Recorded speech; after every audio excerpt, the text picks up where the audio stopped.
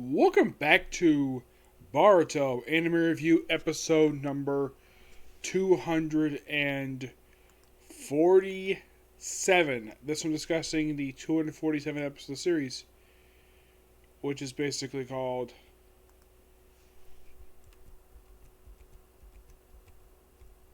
For Kagura. Yep, For Kagura. Yep, this is pretty much dealing with the aftermath of the very previous episode of the series. Yep. Now, of course, yes, Sadara is the one in charge of the group now because, well, Kagura's dead. And everybody agreed that she should be the one basically being in charge of it. Yep.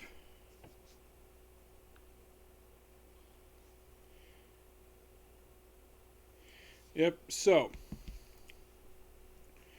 Pretty much you have the villagers rebuilding the village. And of course, they're all debating exactly what to do.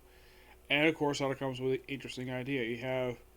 And of course, they also find out that the food storage was hit during the actual battle itself, so they're low on food. So they send Dinky and Wambi to go out searching for food, and they find very little because there's delays with transport. I wonder if that's aligned to real life stuff going on right now, with stuff being delayed in real life because of the stuff related to the pandemic. I don't know. It's like they threw that line in there because it happens to happen in real life, so let's just throw this in there. Though at least in case this is actually for a better reason because the freaking conflict going on. Yes. Also, I should point out that this is the first time in about 5 or 6 episodes that Chotro is not in an episode because he was in the last several. Here he's completely absent. So, basically, searching for food. You have Mitsuki looking for the camp. And what's everybody else's job? Well, protect the village. Because literally there's nothing else for them. Basically, Team 5 is one search food. Yes. So they come back and they have it where only the shinobi are eating because the villagers were going eating. And of course, Sara just says, no, you guys go ahead and eat. We can go for food for a little while. Because of trained shinobi, of course.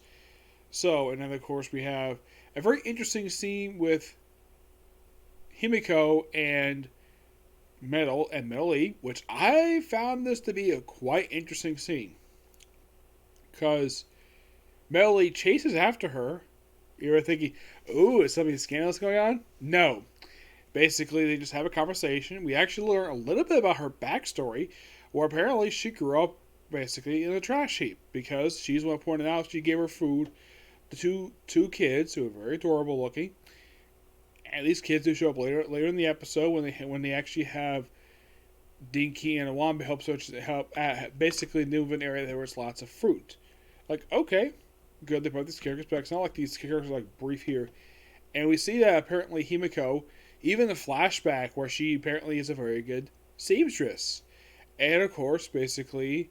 They later find out that apparently the only reason she became a shinobi because a rogue ninja randomly showed up. Now you're probably thinking, who was this rogue ninja who showed up, who she killed, and the fact that shinobi pursuing him praised her for killing him. Now who this ninja was? Don't know. The episode doesn't say who it was, just a random rogue ninja. Now you're probably thinking because of Himiko's age. Like, one person I know definitely could not be is, and this might shock you, it cannot be, of all people, Zabuza. It can't be him because he was not killed here. He was killed during aftermath of battle it can't be Zabuza. He's out of the question. And it can't be the one who's the previous host of that sword. Hibazu, I think it's Itachi's partner. It can't be him either, so who this rogue ninja could be? Completely unknown. And again, she comes from shinobi, and of course she's basically part of the new Seven Swordsmen. And the reason why she didn't use needle very well, not because she could seam, just because basically she knew how to use it really well. And she used the very rod that she was using to pick up trash. So basically, kind of in a way, they pretty much use a similar type of thing that they use for Rey in the Star Wars movies, where she was basically picking parts of a Star Destroyer for money. This was simply picking parts out of trash, like little trash heap. It's similar, like, to scavengers, except that she's looking for actual trash to sell. While in the case of Ray, basically it was metal parts from a crash Star Destroyer. Yep. And of course, basically, Mel Lee does praise her for her sewing, and he was being very serious about that. She, of course, basically thought that he was joking. And he's like, I'm being serious about it. And they're kind of near each other the very next scene. It's not really followed up with at all. I mean, you could suspect she kind of has this theory in her head that Mel Lee kind of likes her, like, romantically. It's possible to say at least. Like, oh, you call him a brat. One thing I didn't like about this scene is him calling her calling him a brat. In fact, he grew up a sheltered life. Well, at least he was bringing the fact that basically prior to recently, he was nervous around people. He may live sheltered, but he was basically by himself and his father. And the series still does not explain who the heck his mother is. Yes, it's a baffling mystery. It's been a mystery now for, let's see, since like 2014. It's been a mystery for 8 years now. Who is Mel Lee's mother? Of course, some people suspect it might be 1010, but that theory has never been... That's been a theory rolling around for quite a while now. Would I be surprised if it is? I mean, I wouldn't be surprised. I would personally like it. But who this random person could be? I really wish this series would bother to explain who his mom is.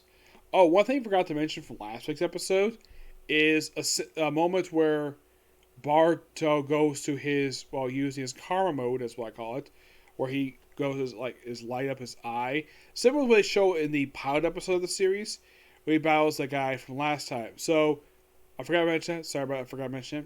Oh yeah, he also mentioned that his medicine is actually working. That's how he's able to actually use it properly. So, and then pretty much basically they prepare for the very next upcoming battle with, of course,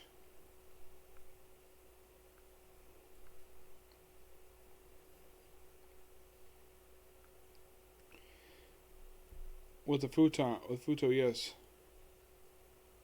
Which I'm definitely looking forward to, basically, next week's episode, because, oh yeah, oh, and they basically, how the episode end for them is basically preparing for the very next battle.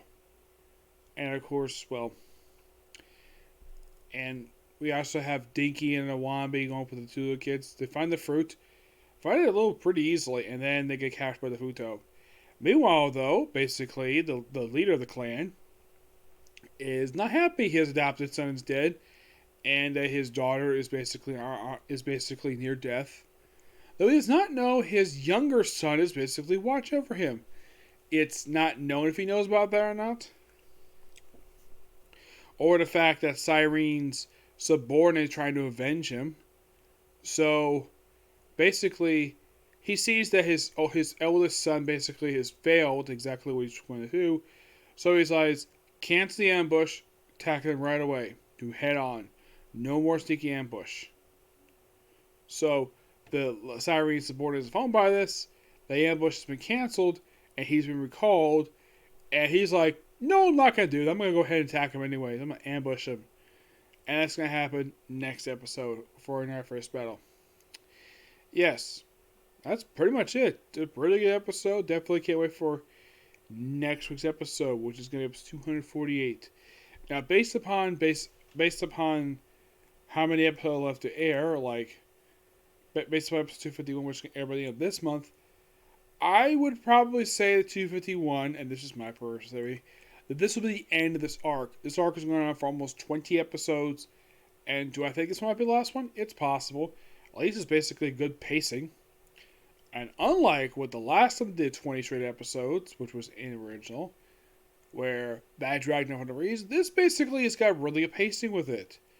I like this arc better than that one because pacing is a lot better. Yep.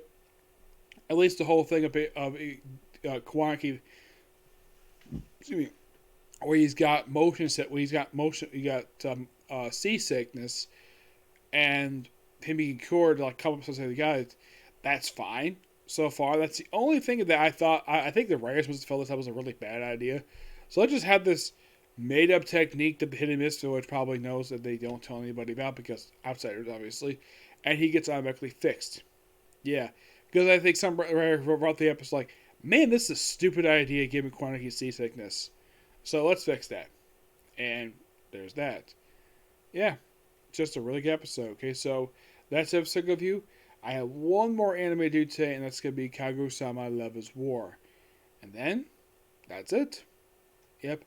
And for the next 2 days, might be a comic corner, but aside from that, no major anime until Wednesday. Okay, next video. Bye.